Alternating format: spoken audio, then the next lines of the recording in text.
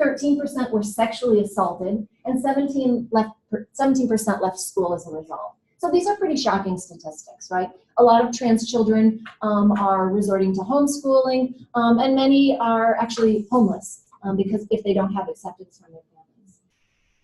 Unfortunately, when you enter into an educational leadership program, you are probably not going to get a lot of learning opportunities around transgender issues. You might get some broad LGBTQ learning, but probably not diving into the details of trans communities. And educators are nervous, right? Educators are worried that they, A, don't know enough, which is probably accurate, and they're also worried about how communities will respond. You know, what if I do something? What if it's perceived as favoring a particular child? Or, you know, so there's a lot of fear around how leaders are thinking about this.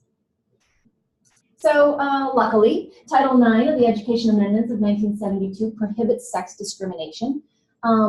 The Obama guidelines were released in 2014 saying that transgender children fall under that Title IX. Now, our newest administration has rescinded those guidelines, but we do have legal precedent. So at this point, there are 5 legal rulings that establish that we must treat transgender students consistent with their gender identity.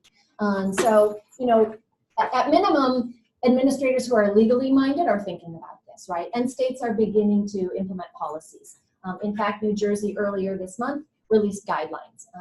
The Department of Education released guidelines on how schools should handle trans and gender nonconforming kids. So the research question, I am getting to the research part, that I'm asking has to do with how elementary schools support transgender and gender expansive students.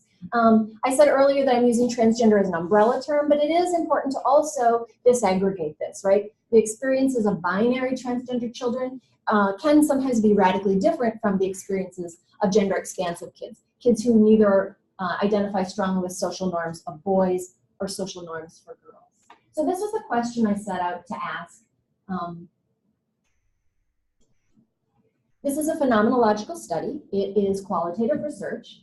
I used a purposive sampling using principles as my point of initial analysis.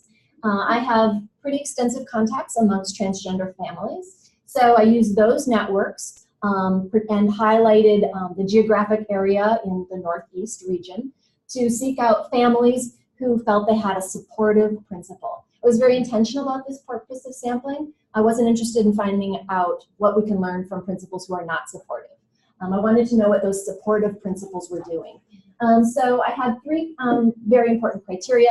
They had to be elementary schools. The principal had to be supportive as defined by the family, right? Supportive could be many different things to different people. And the principal had to have some experience with transgender or gender expansive kids.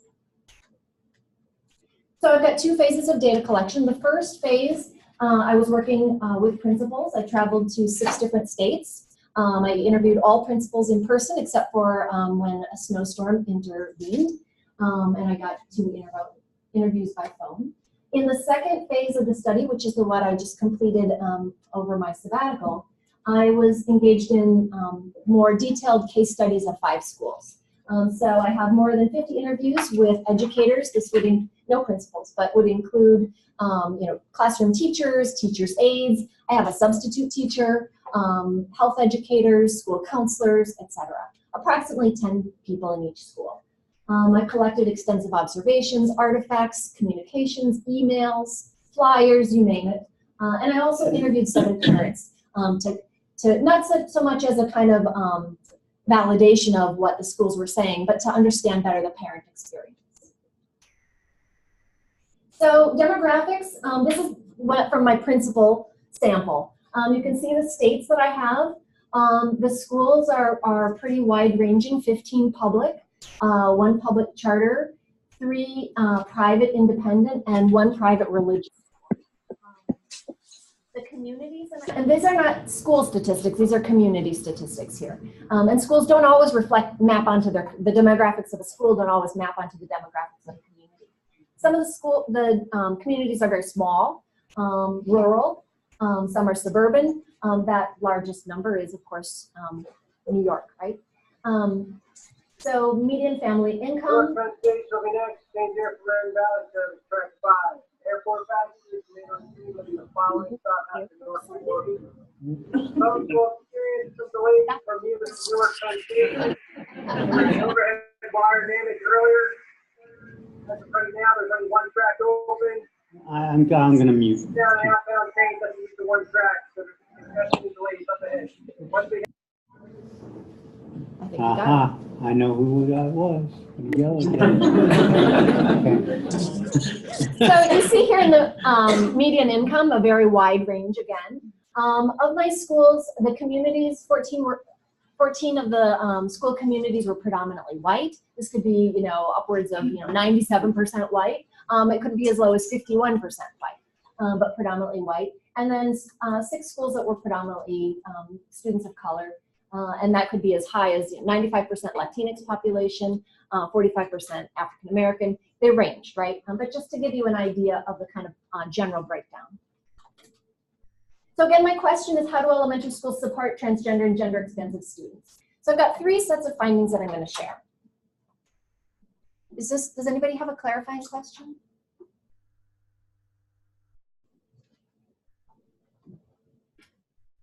So you'll recall that I sampled for supportive principles, right? So I have 5 big findings over here about what lent to principal supports, or what was what they evidenced. One is kind of supportive context. This was not across all 20 principles. Some principles were in states where they had clear guidelines, or in cities where they had guidelines, but not always, right? So, and even when they have guidelines, of course, that is not tantamount to definitely being a supportive principle. So I'm going to focus on these bottom 4. One is principles evidenced a child-centered approach to leadership. They also were focused on strong family and school relationships and strong communication networks. These principles identified themselves as learners and willing to learn. And they were also really interested in creating learning opportunities for teachers.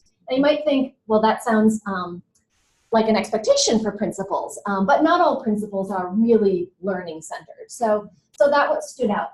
These 4 characteristics were across all 20 principles. So really strong findings in this area in terms of the ways in which these principles operated. I'm going to talk about each one further.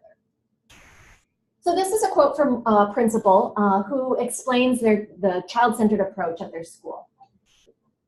The principal says, the thing that was first and foremost in our mind, we need to take care of this person. That's always first on my mind when I think about the kids in our school. Zaya is one unique kid, but we have lots of unique kids that are unique for other reasons. And they're also quite vulnerable in different ways. We have kids with special needs, we have kids living in poverty, kids living in shelters, and in temporary housing.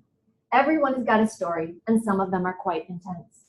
So I think for all of the adults in the school, that was always first and foremost in our mind.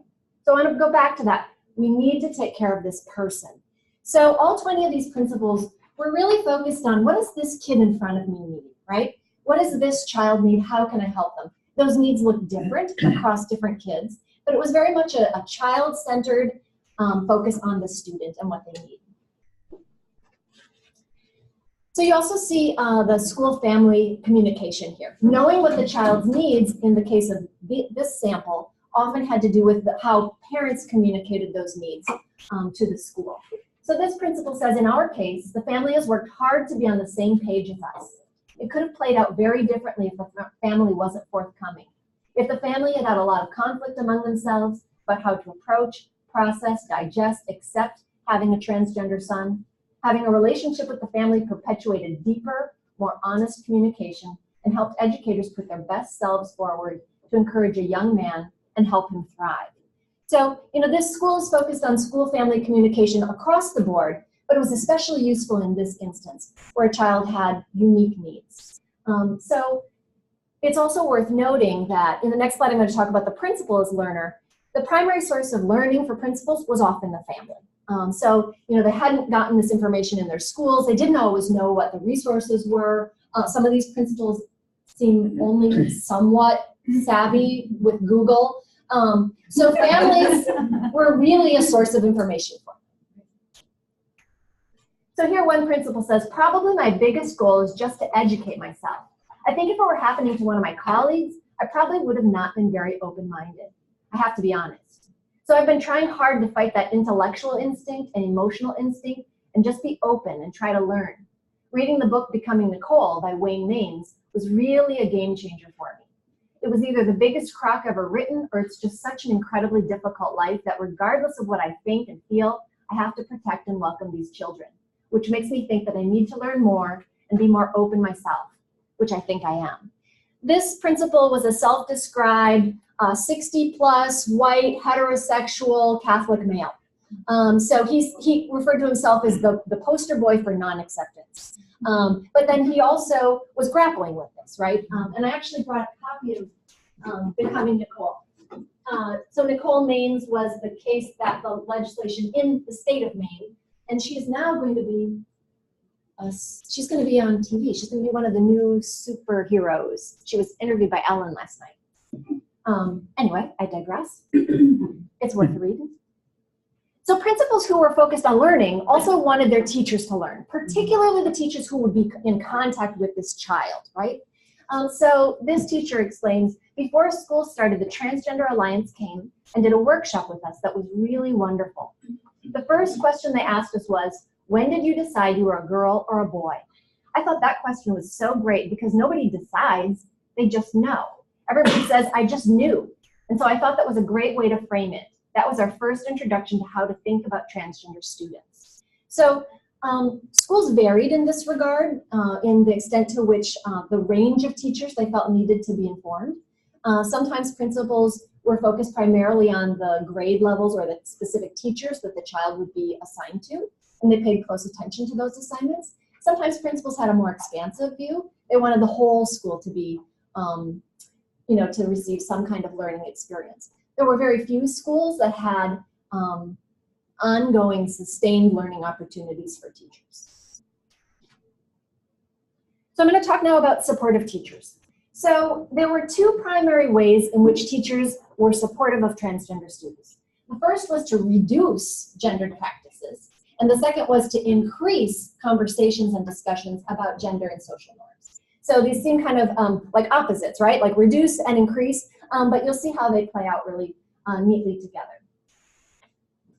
So in terms of gendered practices, teachers were very attentive to language. So they would be trying to replace the words boys and girls with other language, friends, scholars, children, the kids in room 302, that kind of language. One teacher said, I never call my kids boys and girls. We don't line up boy-girl, we never split by boys and girls, we never play boys versus girls. Most of the teachers I talked to said they were working hard at this. Most of them also realized that they didn't always land where they wanted to. They had sometimes decades of practice saying boys and girls. These teachers were also trying to eliminate their boy and girl bathroom passes, which, believe it or not, is trickier than you might think. And they were trying to find new strategies for discipline and organizing the classroom. So new ways to line up, new ways to have seating assignments. Teachers are often taught call on a boy first, then call on a girl, right? So those kinds of things were an unlearning opportunity. They're finding ways to, line up by color, line up by your favorite sports player. So finding new and creative ways that would distance themselves from the gender binary and gender norms. So on the opposite side, they're also increasing discussions about gender. I've got these 3 books, they're my favorites. One way that teachers would do this would be to make books available to children, put them in the book corner or the lending library or in their backpacks at their chairs, and let children come to the conversation on their own. These were more facilitative practices. Teachers were waiting for children to bring questions to them, and then they'd engage them as a class. Another approach was more instructive, where teachers would design activities specifically intended to raise and question and talk about gender and social norms. So I've got 2 examples that I'm going to share. One is kindergarten, and I'm going to show you the demographics in just a second. So it's school 3 for kindergarten and school 5 for 4th grade. So school 3, you can tell, that's New York. Predominantly, students of color. That's the student population. And school 5, the 4th grade, is a charter school. So charter school, again, with predominantly students of color. So first we're going to look at the kindergarten example. It takes a little explanation. So what you see here on the left is a chart that's in the teacher's classroom, and every day she starts the day with a vote, a daily vote. So for example, she might put on the left side of the base 10 blocks a picture of a hamburger, and on the right side a picture of a slice of pizza, and then they would vote which you like. Do you like pizza or do you like hamburgers? At the bottom you can see magnets with the students' names.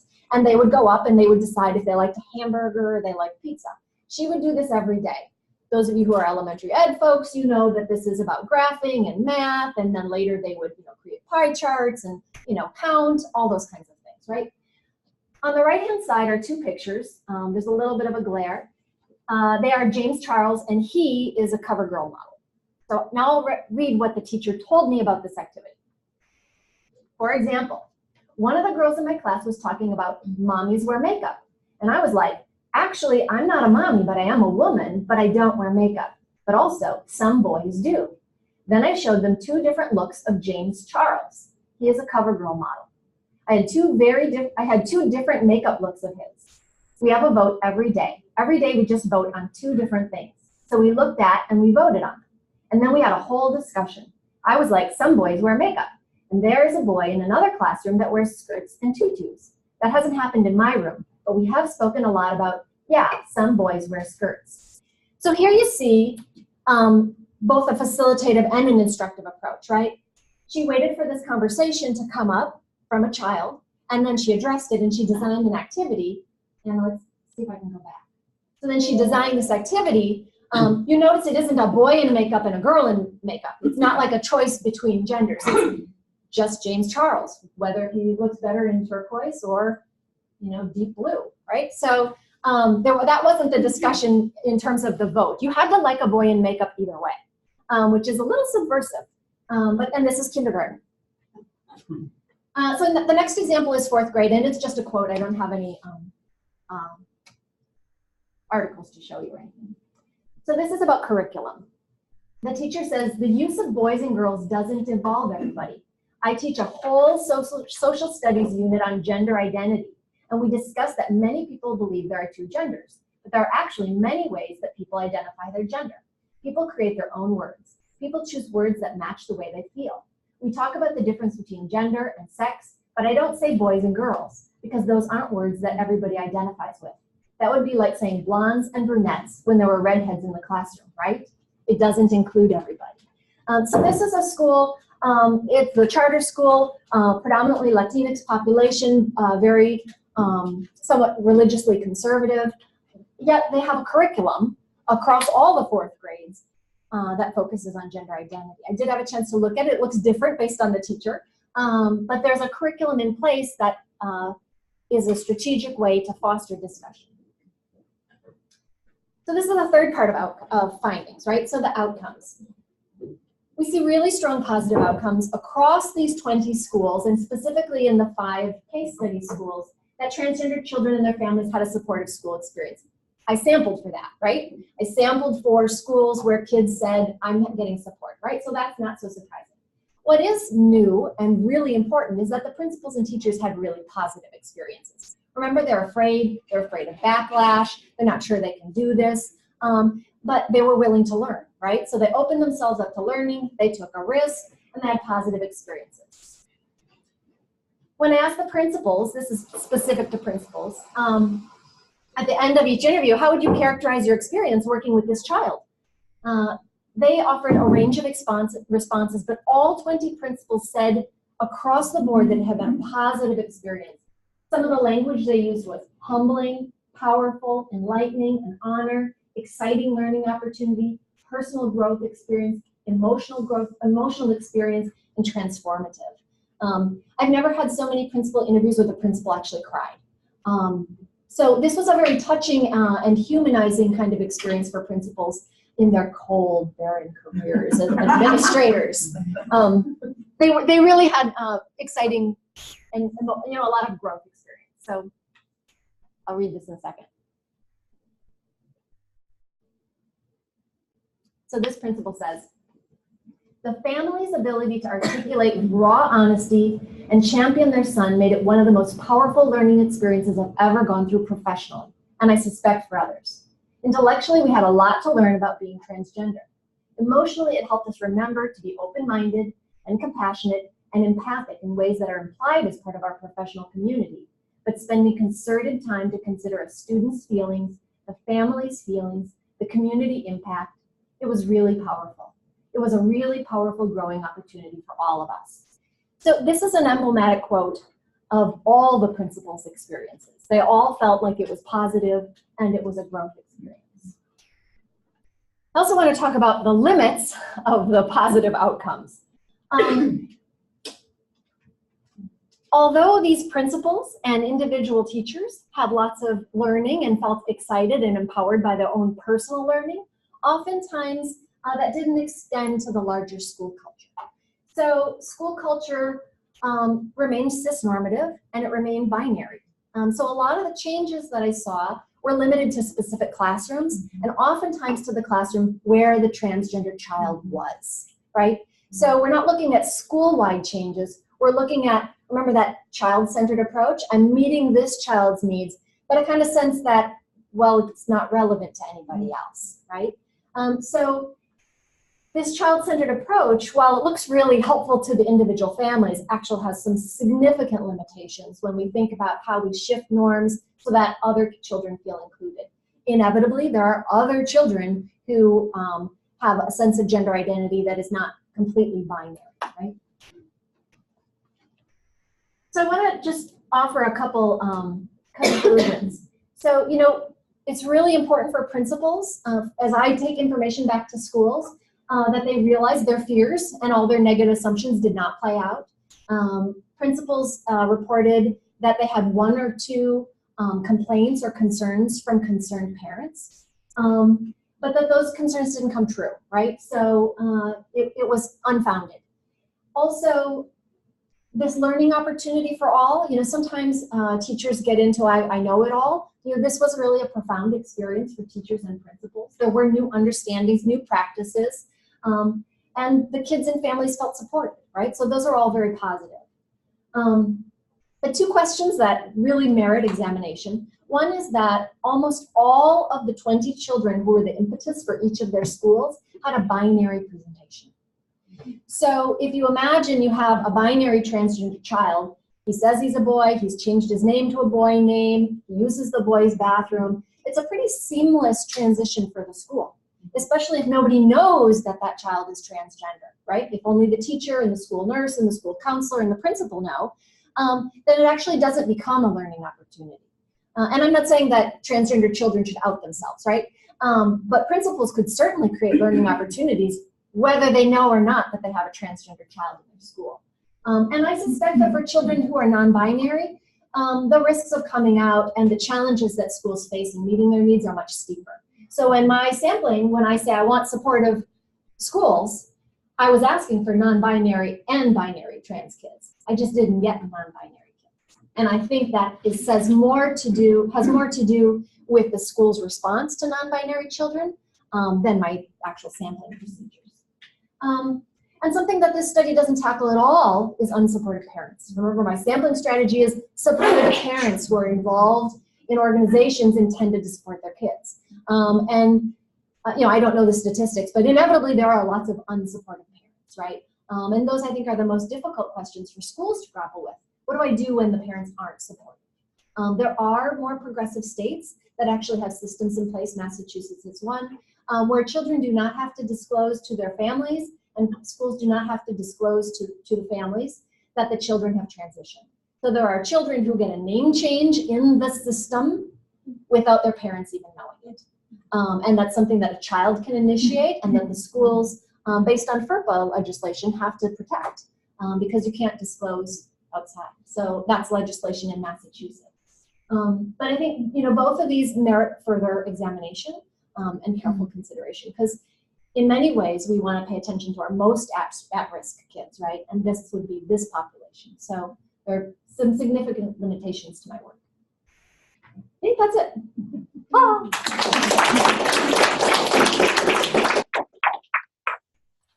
Time for some questions, comments? Yeah. I find it very interesting they said that the child-supportive, the child-based approach helps, but also limits the acting to when you have a trans child. Because I worked with kids in Brazil, and I had a lot of gender discussions with the group because I had short hair at the time and they were like really upset at me, the girls. Mm-hmm. They couldn't accept it. And I tried to introduce it, but we didn't have any child that needed specific support, so the institution was not concerned. Mm-hmm. So my question is if you have like any insight from the research to like this different cases when you don't have like maybe a specific child you have to support and like how to bring up this discussion. I think you're right that it's harder to galvanize support around an issue when it seems invisible, right? And so I think that one of the books, right? So teachers who felt like, well, I don't, so the kindergarten teacher, she said, I don't have a boy in my classroom who wears tutus and skirts, but I have these books and we can talk. So I think it's sometimes hard for people to see the need, right? That's kind of, I think, the gist of your question. Like, is this a need? And because I don't see it, it's not visible to me. So I think it's that kind of education that comes with hopefully literature, curriculum, that kind of thing. Yeah, thank you very much. This is such an important topic. As you know, I work with aspiring principals, and this is a topic that a lot of people do shy away from because the knowledge base is not all there. So, thank you for this. I do have a question about the use of pronouns, because I know that's something that is discussed a lot in schools. How these children are referred to rather than he, she. Was any discussion brought up about that in terms of using other pronouns? Yeah, so, my sampling strategy was a particular family with, as it turned out, binary trans kids. So they were using pronouns that we would normally use commonly, right? Like he, his, her, he, his, and she, hers. But in my case study, I did find several non-binary kids who were not part of my sampling, but teachers would say, oh yeah, there's a kid over there who's using they, them, theirs, right? They weren't part of my sampling strategy, so in some cases I tried to find their parents and like, can I talk to these people? Teachers, all of us, I would say, tend to struggle with the they, them, theirs pronouns, or zizier is maybe even trickier.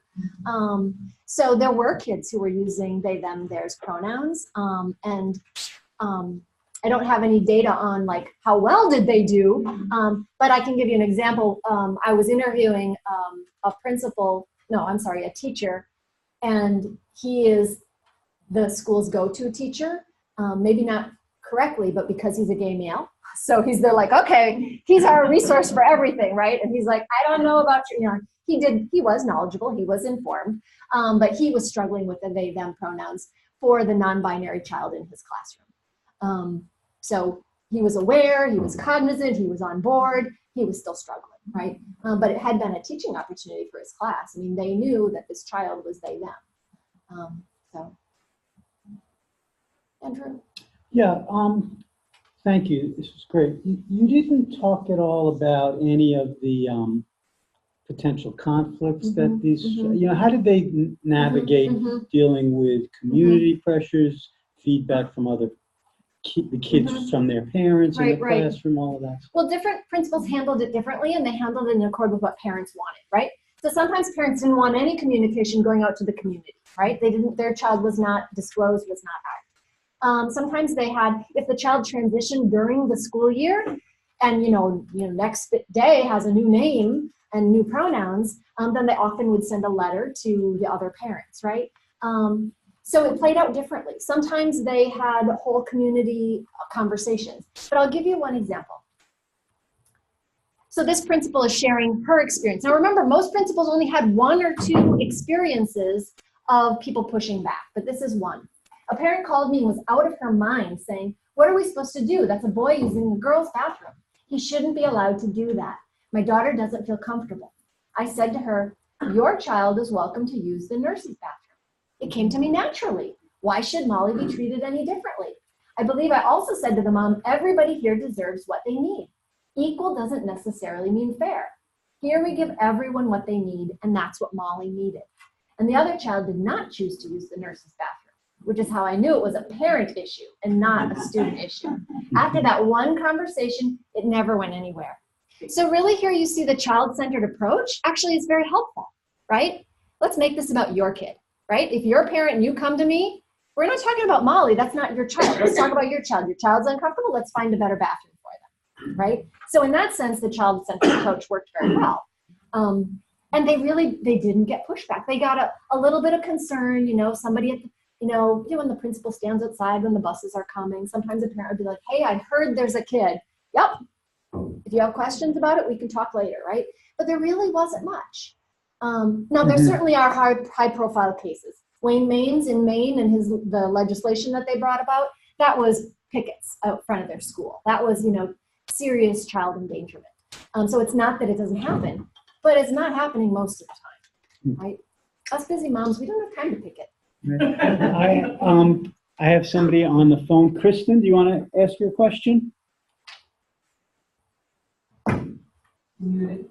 I unmuted her. Kristen Springer from Sociology. Oh, she doesn't have a mic. Okay, I'll ask for you. So thank you for this great talk. You mentioned that you didn't find non-binary kids because of something with how the school responds, if I heard you correctly. Can you comment more on that? Also, do you have any specific suggestions for better supporting non-binary students in schools? So my initial sampling strategy was supportive principles, right, of either gender expansive or binary transgender children. Some of the children who were the impetus for the study started out as non-binary, right? They started out experimenting, uncertain, what somebody might call confused, right? Like, one day having one name, the next day having another name, a lot of play, right? And that's that kind of gender identity development, which is normal all the way through. I mean, if you think about your own development, like, oh, that phase I went through where I only wore skirts, right? We're developing our gender identity for a long time. So some of the kids who began, who were part of the study, began as non-binary and gender non-conforming. But all of them landed somewhere that was quite binary, right? So all of them landed in a place that was easier for the schools to understand. I suspect if some of them had stayed non-binary in their gender expression, that the schools would have had a much harder time and they wouldn't have been part of my sample, right? So, I network pretty carefully, extensively with lots of families. And, this isn't research, but just knowing other families, the non-binary kids have the hardest time. They don't know which bathroom to use. Even if there is a gender-neutral bathroom, sometimes they feel like that outs them in ways they don't want to be outed. There's a lot of discomfort. We didn't talk about dysphoria. Not all trans people experience dysphoria, but dysphoria is a sense of discomfort or distress. That isn't just about your own body, it's about how people perceive and treat you, right? So, I didn't talk a lot about the ways in which these kids are at risk with mental health, with social interactions, etc. But the non-binary kids are the ones who need the most support. And really the only way we're going to do that is to have these conversations, right? And to have fewer instances of using gender as a category. One of the schools in my sample eliminated gender from their school. One of the small independent schools, right? You couldn't be a public school and do that. Eliminated gender. So when prospective parents come and say, how many boys and how many girls? They're like, we don't know. And they had, when I was there, 5 kids who identified as non-binary trans kids because they became a magnet, right? So they didn't ask your gender when you enrolled. They were like, well, what does that matter? You're a student, you're a learner, you're going to learn the same content no matter your gender. So they eliminated it. I didn't see that in many other schools. Like that would be, considered radical, but also when you stop and think about it, how is the gender category useful to us? In some ways it may be, but in lots of ways. Yeah, there's going to be a lot of catching up to do because there's a component of education. Right. Everything is disaggregated by gender.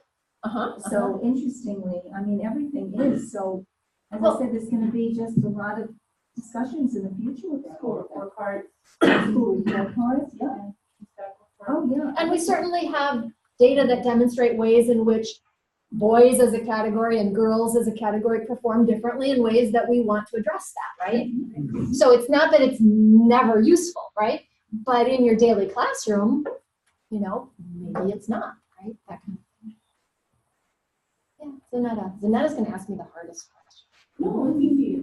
So you mentioned that a lot of the principals that for them it was the first time that they were really sort of grappling with this situation in terms of their own sort of professional role.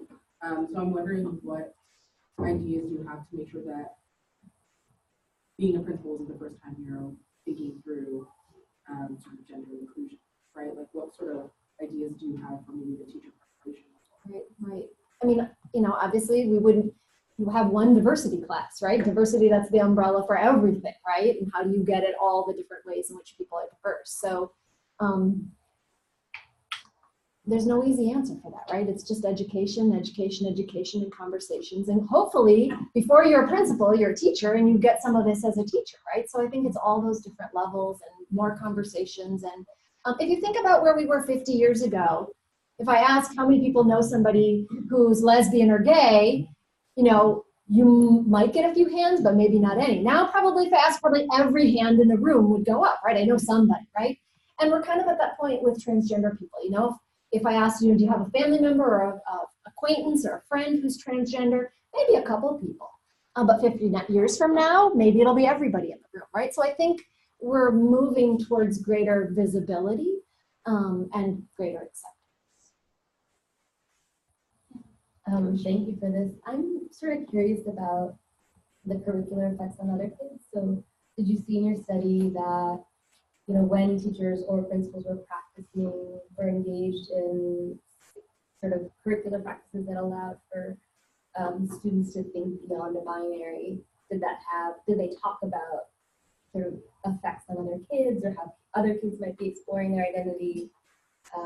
Absolutely. Kind of Yeah. I spent one day in particular, the entire kindergarten team, and this was a large school, so it was like 6 kindergarten classes, we're all discussing gender on that day. And they had a guest speaker, and they actually read Jamie is Jamie. And it was fascinating to watch the kids. And it wasn't their only time they'd been exposed. It was, after multiple conversations. And again, it isn't just for the kid who's trans, it's all the other kids around them who are thinking about this. And imagine kindergartners are like, my uncle wears lipstick, his name is blah, blah, blah. They all have stories, right? And then you see them not policing one another, but, questioning one another. One would say, well, so in the Jamie is Jamie book, it's about a non-binary child. It's about a non-binary child. So the author came and read it to them. All these kindergartners, it was adorable. And in the story, you never find out the child's gender. And on different pages, the child's wearing kind of gender neutral clothing. It's a beautiful book. And then the kids have a conversation in the classroom, like, so is Jamie a boy or a girl? Does it matter? Why? How can you tell? And kids are like, oh, well, I see Jamie's wearing pants. And then another little girl will be like, I'm wearing pants and I'm not a boy, So they have these conversations where kids are making sense of this together, right? And contradicting themselves, right? So, this kind of no certainty, but working through and thinking about the exemplars they have in their lives and the way they make sense of it and doing that together. And teachers would share that they would see the kids doing this, she doesn't have to have the pink crayon. She can have any color crayon she wants. Like that kind of language and talk starts to become more common in the classroom when this is a topic of conversation. Does that kind of get at it? Yeah. And that might get at Zanetta's question too. Like when it's a part of your regular conversation versus then anything else? Yeah, Robin. Were any of the kids that that sort of led your sampling like neurodivergent in any way? Because I know that it kind of impacts, right, like the validity of claims to transness, right, and sort of acts as a gatekeeper in specific ways. So I'm just curious about, if there was anyone in your study that sort of qualified under that, or so it was very much on my radar. So there is comorbidity between neurodiversity and transgender identity. We don't have a causal understanding of it, whether it's that neurodiverse kids are just like, hey, anything goes, I'm not so worried about social norms, or if there's actually something neurological there, we don't know. And it doesn't really matter, right? The causation isn't really the important part. But so they're often overrepresented in populations of autism spectrum disorder. So I asked questions about that, and I would say probably about a quarter of the kids had an IEP. So there were some special needs going on, but some of the principals looked at me like, transgender is not a disability, like, you know, like, Right. right, so like, but that would, so I got that kind of response as well. So, I mean, I don't know this is such a small sample, right? Oh, it's only 20 families. I mean, there are more, but certainly we have the data in terms of the entire population, how schools are handling it. And I think, so here's the other thing about that I think gets up to that. The family's demeanor and presentation is a big part of this, right? How they approach the school, how they initiate that conversation, their stature in the community, what they do for the school. So a lot of these families had ingratiated themselves, right? Moms who said, I will run the library for free, right? You know, dads who said, you know, you can use my business to whatever, right?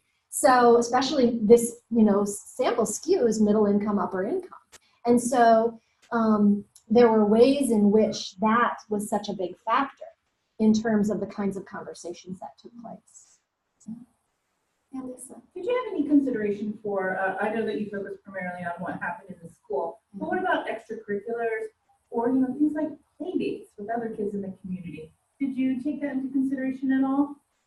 Those things definitely came up, right? Sometimes it was after school activities that were the kind of initial steps into, am I going to transition? Right, yes. So especially in high school, those are big issues, right? Like which team are you going to play on, et cetera. But for these young children, often that's the place where there's more unstructured space.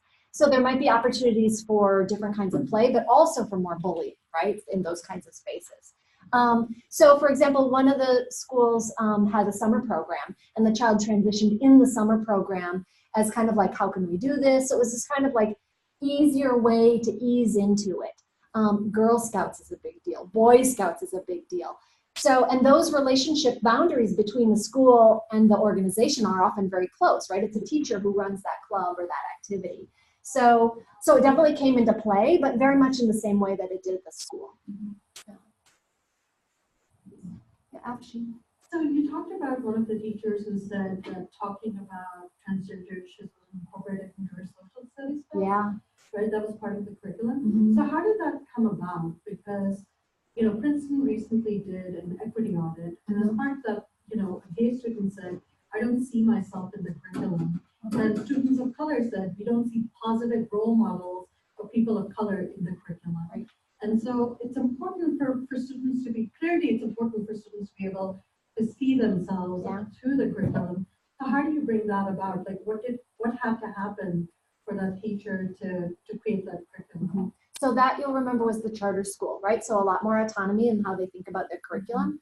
And also that was one of the few principals who had some familiarity with LGBTQ issues. That school set a 5-year professional learning plan centered on 3 topics: race, wealth inequity, and sex and gender. So infused throughout their school's professional learning for 5 years were those 3 strands, and each grade was assigned a strand. So for this, it was 4th grade. They actually had a middle school as well, 7th grade. So kids got gender identity curriculum in 4th grade and 7th grade. So each grade, you know, 2 grades had race and 2 grades had wealth inequity. So, you know, and I've, you know, this principal's working very carefully with the school board. She's had me speak to the school board. I've watched their trainings. Like, that's a school that's really saying, we have an individual approach, but we're also having a school-wide approach, right? So that's part of their progressive mission at that school. You had a question. Yeah, I have a question. Because my question maybe, like we talk about transgender a lot. My question is like, how do we define transgender? Because like special education for transgender is not a disability, but like for us, each category of disability, you have to have a certain like standards or criteria to be eligible for that. But like for transgender, like how do you define like which students are transgender? Are they like just a boy who like to wear makeups or like to wear skirts, or I don't know, like is there any indicators? Or because I feel like around me there are quite some boys like who kind of behave more like girls, but I don't think that would be considered as transgender. Or I don't know, like is there any certain criteria? So the easiest answer is whatever somebody tells you they are, you believe it, right? So if they tell you they're transgender, they are, right? But you'll also see with a lot of the kids these days, they don't want any of those terms. Why do you have to define me? Why do you have to categorize me? I'm just who I am. This notion of Jamie is Jamie. Like, you don't have to say Jamie's not binary, right? Jamie's just Jamie. So I think that that's part of the trick is who counts as transgender? Are you real? I think that's getting hung up on something we don't have to so much worry about. It's more, if somebody tells you their pronouns, you believe their pronouns, even if you don't think they look like those pronouns. Because it's not so much about what somebody looks like as their internal sense of identity. So, you know, a person who identifies as trans or gender fluid or gender expansive or non-binary or whatever, or uses no language to define themselves, it's just a matter of honoring whatever they say. And that's just kind of, this principal that I was just talking about, Afshin, she's at a school with a very diverse and somewhat conservative religious community. And she talks about honoring humanity. Like anytime it comes back to like, well, what if the parents? Well, what if, she says, we're honoring each child's humanity. And she always brings it back to that. Like, this is just who, the right you have as a human to self-define, and for it not to be limited. And I was, you know, that's an awesome principle, right? Like, oh, and she just keeps bringing it back. So kind of Drew, your question, like, what about when the parents say, no, you know, she just brings it back, like, we're just honoring each child's humanity and who they come to us, and we're accepting who they say they are rather than who we think they should be or who their parents say they are, etc. So Like who they think they are, rather than like. And maybe think isn't the right word either, like who they are, right? Like who they declare themselves to be is who they are, right? And just meeting them right there. And for some of these children, you know, some children have a bigender presentation, right? That might be even harder than non-binary. So one day feeling more masculine and expressing themselves in more social norms that are masculine, and the next day feeling feminine and expressing and identifying and using pronouns that are feminine, right? That's tricky, right? And that's hard to understand for a lot of people. But it doesn't really cost us anything to use somebody's pronouns. Yeah. Yes, it certainly can. So, you know, it's not pie. It's not like if I give one person rights, it takes away rights from somebody else, right? Everybody can have rights. Have whatever pronouns they want. That hopefully I can remember. Anything else? Drew, are we up for time? Unless there's something else where people can talk privately. But thank you so much, Melinda. This Take a was look great. at the books, okay? And thanks to everybody who attended by. We had a little crowd on the I don't know if they saw me or virtual. saw my They also- stomach here. No, they saw you completely. Okay. All right. Bye-bye, everybody.